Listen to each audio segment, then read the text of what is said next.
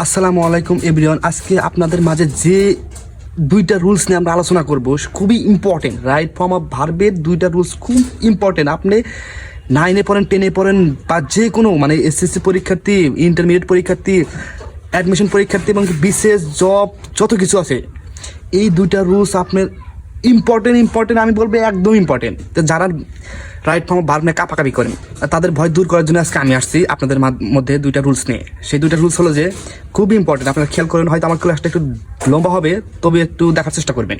যেমন দেখেন যে আমি লিখছি যে দুইটা রুলস লিখছি যে ভার্ব প্লাস আইএনজি, তারপরে কি লিখছি preposition plus verb plus ING. And আসলে এই বিষয়টা কেমন, বিষয়টা এরকম যে একটা ভার্ব যদি থাকে তারপরে যদি আর একটা ভার্ব থাকে তাহলে কি হবে, ভার্বের সাথে আইএনজি হবে। যেমন এখানে এক্সাম্পল দিয়ে দিছি স্টপ একটা ভার্ব, রাইট একটা ভার্ব, রাইট তাহলে দুইটা ভার্ব, তাহলে দুইটা ভার্ব যখন একসাথে হবে তখন সেকেন্ড ভার্বের সাথে কি হবে, আইএনজি বলবে। যেমন এরকম কিছু ভার্ব আছে মাইন্ড, ফিল, লাইক, ঠিক আছে। এগুলো ভার্ব থাকার পরে যদি দেখেন যে আর একটা ভার্ব আছে তাহলে অবশ্যই আপনি ভার্বের সাথে আর একটা ভার্বের সাথে আইএনজি চোখ বুঝে মানে লাগাই দিবেন, ঠিক আছে। ভয় কোনো কিছু নাই, আমার সাথে থাকলে আপনি কিছুই হবে না ধরতে গেলে। একটু মজা করলাম, ঠিক আছে। Preposition plus verb plus ING and preposition verb plus ING. তো আমাদের যদি কোনো সেন্টেন্স দেখি যে প্রিপোজিশন আছে, প্রিপোজিশনের পরে একটা কি ভার্ব আছে, তাহলে ওই ভার্বের সাথে কি আইএনজি, অবশ্যই আইএনজি। যেমন প্রিপোজিশন, অ্যাপ্রোপ্রিয়েট প্রিপোজিশন যেমন কেমন দেখেন, with a view to, look forward to, be use to, in addiction to. এগুলো হলো most common important appropriate preposition. এগুলো কোনো না কোনো ভার্সিটি, কোনো না কোনো পরীক্ষা আপনি চোখের সামনে পড়বেই। আপনি যদি এই কয়েকটা আয়ত্ত করতে পারেন অবশ্যই আপনি এক মার্ক আপনার জন্য আছে, ঠিক আছে। কিন্তু ওই যে ইনফিনিটিভ সাধারণ টু এর সামনে কিন্তু ভার্বের বেস ফর্ম হয়, কিন্তু এখানে কি বলছে যে preposition plus verb plus ING, তাহলে ভার্ব এই টু এর পরে কি ভার্বের সাথে আইএনজি। যখন ইনফিনিটিভ টু থাকবে তখন ভার্বের বেস ফর্ম, মানে ভার্বের যে মূল ফর্মই হবে। আমি দুইটারই এক্সাম্পল দিছি, এরকমভাবে এক্সাম্পল আপনাকে কেউ দিতে পারবে না যদি বিশ্বাস না করেন।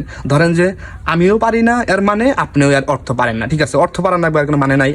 আমার ক্লাসটা যদি আপনি দেখেন তাহলে অবশ্যই আপনার অর্থ দিয়ে কোনো যায় আসে না, ঠিক আছে। যে আমার বাংলা বুঝতেই হবে এটা কোনো কিছু না। তো দেখেন যে ধরেন যে এটার মানে আমি বুঝি না, আপনি বোঝেন না। আচ্ছা ধরেন যে এই যে এক্সাম্পল দিচ্ছি, দেখেন যে এটার মানে আমিও বুঝি না, ধরেন আপনি বোঝেন না, আমি আর অর্থ বুঝি না, বাংলা অর্থ বোঝেন না, আপনি বোঝেন না। আমরা তো ভয় খাই যে আসলে বাংলা অর্থ বুঝি না, তাহলে মানে কিভাবে পারবো। আসলে এই দুইটা রুলস যদি আপনি আমি যেভাবে বলি এভাবে যদি আপনি মাথায় বলে নিতে পারেন অবশ্যই আপনার 100 মধ্যে 100 কমন পাবেন। যেমন ধরেন যে আমি এটার মানে বুঝি না, কিন্তু যে লুকিং ফরওয়ার্ড আমি অবশ্যই এখানে লিখে দিচ্ছি যে লুকিং ফরওয়ার্ড টু, তাহলে কি এখানে কি বসবে, কোন ভার্বটা বসবে, প্রিপোজিশন লুকিং ফরওয়ার্ড যেহেতু আছে তারপরে কি থাকবে, একটা টু থাকবে। যেমন preposition plus verb plus ING, তাহলে দেখেন আমরা এখানে লক্ষ্য করি টু প্লাস আইএনজি কোথায় আছে, টু প্লাস আইএনজি আছে, নো। টু আছে আইএনজি ভার্বের সাথে আছে, নো। টু আছে হ্যাভ আছে, কোনো আইএনজি নাই। তাহলে টু প্লাস আইএনজি কোথায় আছে, এই জায়গা টু সেইম।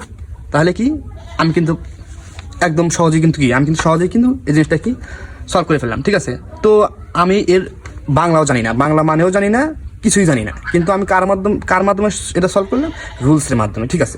যেমন সেকেন্ডটা দেখেন যে এক্সাম্পল দিছি, যে প্রথমটার বি প্লাস আইএনজি মানে ডাবল ভার্বের পরে আইএনজি, ঠিক আছে। যেমন আই অ্যাম, ডোন্ট, এটার বাংলা মানে আমি জানি না, আপনিও জানেন না। ধরেন মাইন্ড, আমি পড়ছি যেখানে মাইন্ড, দেখেন খেয়াল করে দেখেন মাইন্ড এটা একটা ভার্ব, তাহলে বি সাথে কি আইএনজি, তাহলে এখানে একটা ভার্ব পাচ্ছি, তাহলে সেকেন্ড ভার্বের সাথে কি বসবে, এই গ্যাপে কি বসবে, অবশ্যই আর একটা ভার্ব বসবে আইএনজি যুক্ত।